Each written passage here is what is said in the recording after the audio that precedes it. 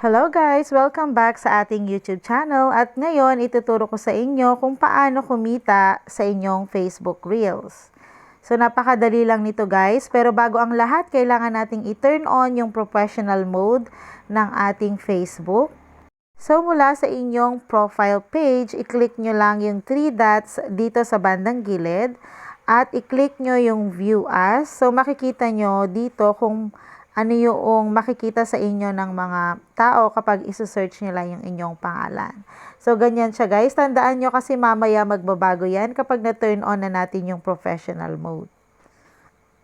So, mag-exit lang tayo dito guys. At saka makikita nyo sa bandang ibaba yung turn on professional mode. So, bakit mahalagang i-turn on muna natin yung professional mode? Kasi dito kayo pwedeng mabayaran gamit ang inyong video content na gagawin. So, i-click lang ang turn on para mag-activate yung ating professional mode. So, kailangan muna nating tapusin lahat ng pagsiset up ng inyong profile. Ilagay nyo or i-click nyo lang lahat ng requirements dyan hanggang sa matapos nyo ang lahat ng ito.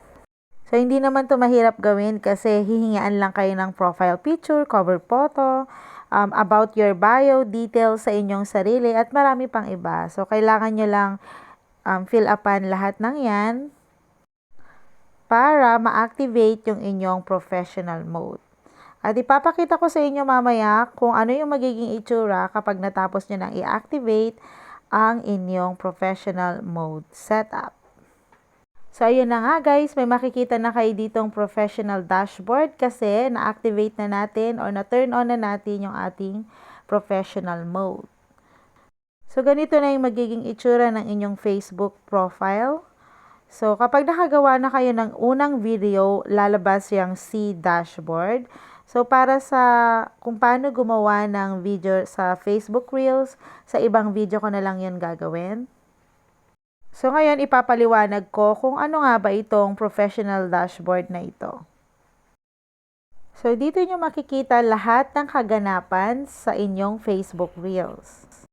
Makikita nyo dito yung mga challenges, yung mga ginawa nyo, kung ilang views na siya, o di kaya kung nakailang engage na kayo sa inyong mga followers, dito nyo rin makikita kung kumikita na ba yung inyong video.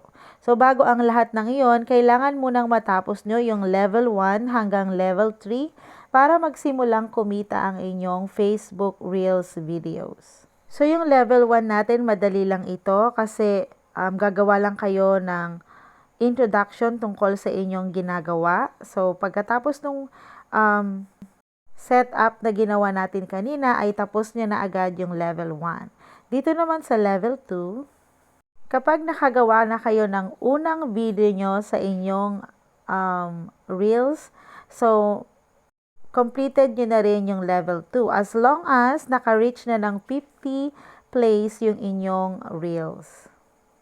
So, kailangan nyo lang gumawa ng 3 Reels para matapos nyo yung level 2. At dito naman sa level 3, kapag natapos nyo ang steps na ito, dito na kayo magsisimulang kumita ng pera. So, sa level 3, kailangan nyong makapag-grow ng 1,000 new followers gamit lamang ang inyong Facebook Reels. Kailangan din na ang bawat Reels nyo ay naka-reach ng 500 plays at kailangan nyong gumawa palagi ng public content like yung mga videos nyo. At dito na rin mag-i-start na mag-set up yung inyong stars. So, para saan ba yung ating stars na tools? So, ipapaliwanag ko yun sa inyo mamaya. So, as you can see, natapos ko na yung level 1, 2, and 3.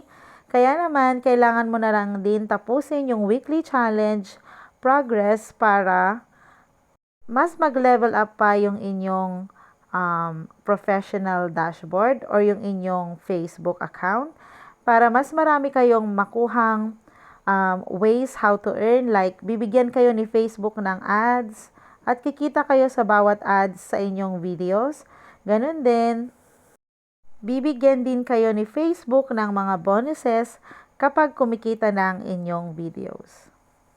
So, halimbawa, dahil eligible na ako sa stars na tools, So, kapag merong mga followers kayo na nagbigay sa inyo ng stars, mako-convert iyon into earnings. So, kapag may nagbigay ng 10 stars, i-convert siya into 10 cents sa dollar. So, ganun lang kumita. More star senders, more earnings. So, kailangan nyo lang gumawa ng mga content na magiging interesado yung mga tao.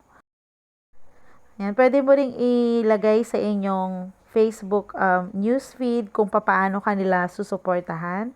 So, i-add mo lang ito sa inyong profile para makita nila at malaman nila kung paano nila isusupport yung mga videos na gagawin mo. So, sa ngayon, yung tools ko ay stars pa lang. Ito lang pwede kong gamitin. Pero habang nag-grow yung ating audience, maa-unlock yung ibang ways how to make money. Katulad ng nasabi ko, ads on Reels, bonuses, at saka in-stream ads. So, ayun lang guys. Sana nagustuhan nyo ang video na ito. At kung marami kayong natutuhan, pakisuyo, like, and subscribe ng ating YouTube channel. Thank you for watching!